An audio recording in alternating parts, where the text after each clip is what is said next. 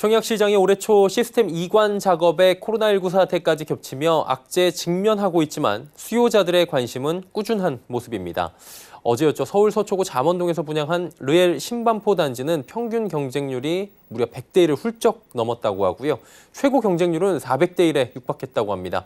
올 1분기 청약 열기가 이어지는 모습인데 이유가 무엇인지 부동산팀의 지혜진 기자와 이야기 나눠보도록 하겠습니다. 지혜진 기자 나와 있습니까? 네, 안녕하세요. 네, 안녕하세요.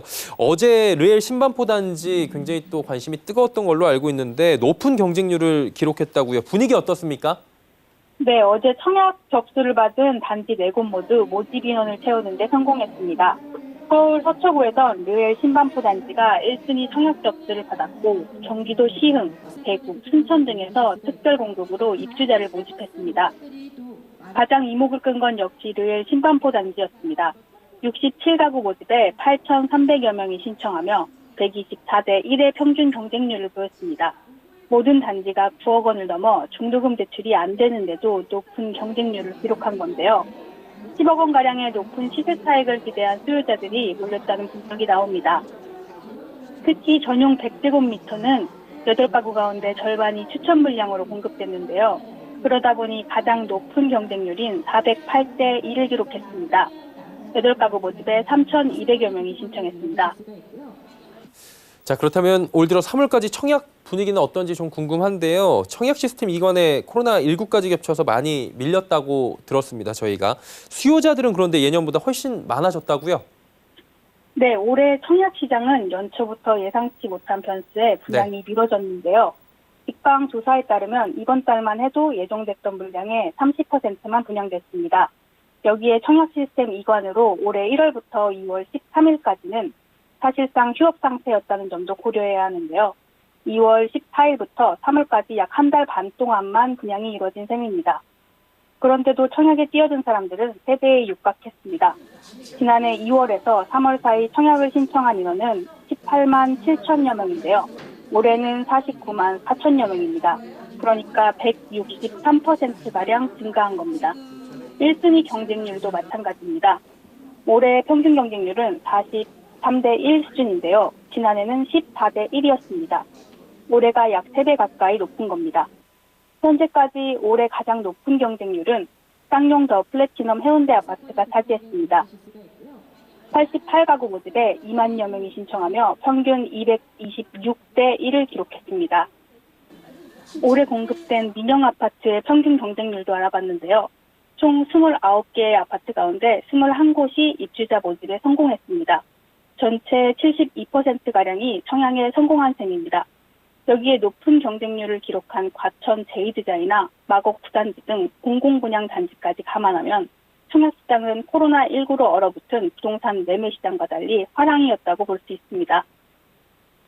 코로나19발 경기 침체로 지금 서울 지역의 아파트 값이 10개월 만에 하락 전환하는 모습까지 지금 보여주면서 시장 상황이 그렇게 좋지 않은 것 같은데 이런 분위기와는 다르게 청약 시장은 열기가 이어지거든요. 이유가 무엇입니까? 네, 전문가들은 가장 큰 원인으로 수억 원에 달하는 시세 차익을 기대할 수 있기 때문으로 분석했습니다.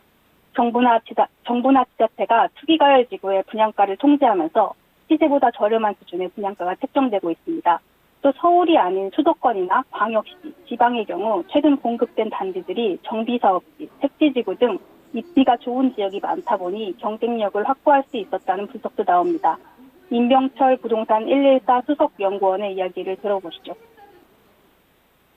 네, 코로나19 여파로 기존 아파트 시장은 매수세가 크게 위축된 가운데 서울과 수도권 인기 지역은 청약에 수만 명씩 몰리며 흥행을 이어가고 있습니다. 앞으로도 호재가 있는 지역에서는 당분간 이 같은 청약 열기가 이어질 것으로.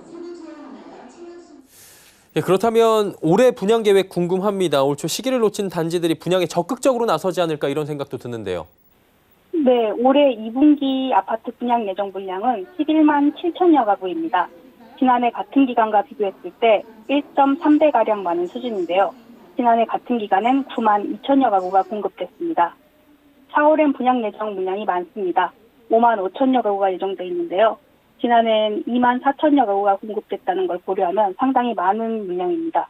이 같은 현상이 발생한 이유는 3월 12일 발효된 코로나19 팬데믹 선언에 3월 3월에 예정된 물량 중 상당수가 2월 된 영향이 큽니다.